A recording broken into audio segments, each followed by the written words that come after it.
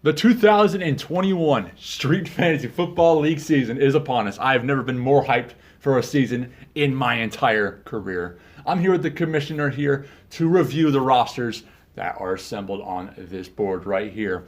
What a beautiful draft board. What a beautiful draft it was. Certainly Let's talk about the Alabama Do-Si-Do and their roster.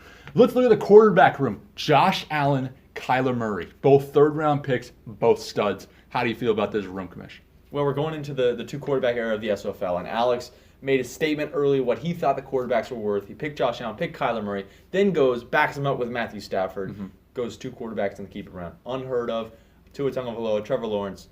That is just a hell of a quarterback room. He made a statement. Yeah, Tua was a shock. Trevor Lawrence, obviously known. I bet he's going to be a stud this season and next season as well. What's the X factor of this team? Obviously, the running back room as a whole. Who do you expect to be the X factor from that room? Miles Sanders. I think he has the most upside out of the running back room. And if he pans out, Alex could have a very strong team. But he's dealt with this situation with the weak running backs in the past. He always seems to figure it out. Last season, he had James Robinson get traded to him, and obviously that was a beautiful situation for Alex because he was loaded everywhere else. He got to the playoffs and almost got to the Herb Cup. But obviously the Do-Si-Do built strong from quarterback, wide receiver, tight end. The running back room is just one player away from him being a championship level roster. Let's look at the imaginary fighters here. They shocked the world with their first two picks. Patrick Mahomes, Travis Kelce. How do you feel about that start? Obviously, a very strong start. I think he got his bell rung a little bit with Elijah slipping up there to pick Nick Chubb. Yep. But he got Kelce, he got Mahomes. That's a great stack, great start to any roster. He also made a huge statement when he picked a backup quarterback and a backup tight end before most had even gotten their starters. He paid the cost at running back, though. I obviously feel they're the most. They can trade the most assets on their team. T.J. Hawkinson's a stud. Could start on anyone's roster, including Dynamo, extremely explicit, and the Sicarios. But yeah, that room is just tradable. Every single player in that room can get traded. Who do you think is the X factor of this team? Let me guess. I think it's Justin Herbert because I think with him goes Keenan Allen. And also, if Justin Herbert pans out, then he has a tradable quarterback, and that's a huge value to that. They could bring in a running back with that trade. That's what I think is his X factor. That's a little bit surprised to me. I thought it would be a running back. Damian Harris, James Robinson both come to mind for me because that running back room is not where it needs to be right now. I think they could win games with it, especially with good matchups early. Can you think that they win games with this roster? Do you think they can get all the way to the end of the season? No, they can't. They can get through the first quarter of the season. It's a good start. They have the value on the roster, but it's not championship ready yet, which it shouldn't be. It's week one. But I think he has the pieces to make a move. Let's talk about the Polyester Dynamo, obviously one of the most well-rounded rosters we've seen coming out of the draft in SOFL history. Do you think they're the most well-rounded team on this board? Starting lineup-wise, I do agree. I think they're the most. If you had to go into a championship week right now with the starting roster, I think that team is well prepped, as is Wikiwachi. But they have all the positions covered, and it's going to be about whether the breakout candidates on the bench, Austin Eckler, Clyde Edwards-Helaire, and if Kyle Pitts at the tight end position can pan out. Yeah, Kyle Pitts is the X factor of this team, undoubtedly. He could be a wide receiver next season for all we know. He also is a rookie tight end, and we've never seen one work out before. But we'll see what happens with Pitts. Obviously, the team is built. I think it's Terry McLaurin as the X factor. In my mind, not including Pitts, because he needs to compete with guys like DeAndre Hopkins, with A.J. Brown. And can he do it? We will see, I guess. Let's talk about Wikiwachi. Obviously, they had the tough news with J.K. Dobbins tearing his ACL. Yeah, heartbreaking. Obviously, J.K. is a core member of the Wikiwachi franchise.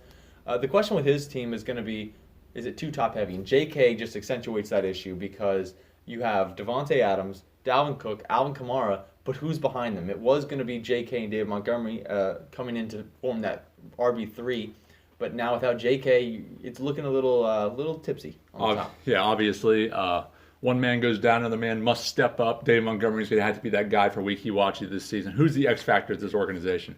For me, it's Jalen Hurts. It's the one weakness possibly in his roster is the quarterback position. But he's banking on Jalen Hurts, and I don't blame him. He's got the running ability. If he shows up and shows out, Wikiwachi has a fantastic roster. Wikiwachi plays Polyester Dynamo, the highest projected team in the SOFL this week, not only on ESPN, but on Badgers as well. Let's talk about the Sicarios. They have such a good running back room. In my opinion, the best running back room in the league. Very similar to what he had in 2018. How do you feel about that room? Well, I think he has the two safest running backs you could take is Nick Chubb and Derrick Henry. Just huge safety net right there. The question is the upside with those guys, but I think he took the upside with his 3 and 4 with his Joe Mixon and DeAndre Swift. I think Joe Mixon is his X factor. I think we can see Joe Mixon really kill it this year. He's going to get a huge workload, and if he does, that running back room is going to be amazing. But drafting all those running backs left them in a huge hole at quarterback. Matt Ryan is starting this week in a super flex league. How do you feel about the quarterbacks that we have at the Sicarios? Obviously, I don't think Elijah would have liked to see that going into week 1. However, I mean, that's what we need to have. We need to have a quarterback room that goes super strong. We need to have someone who just says, you know what, I don't think the quarterback room is as important as all you guys. No. And it'd be curious to see that. We don't know. Do I think he can win a championship with it? No. But I think he might be able to pull out a few wins, and he can make a move. He's got a good roster besides the quarterbacks. And last, but certainly not least, we have Extremely Explicit.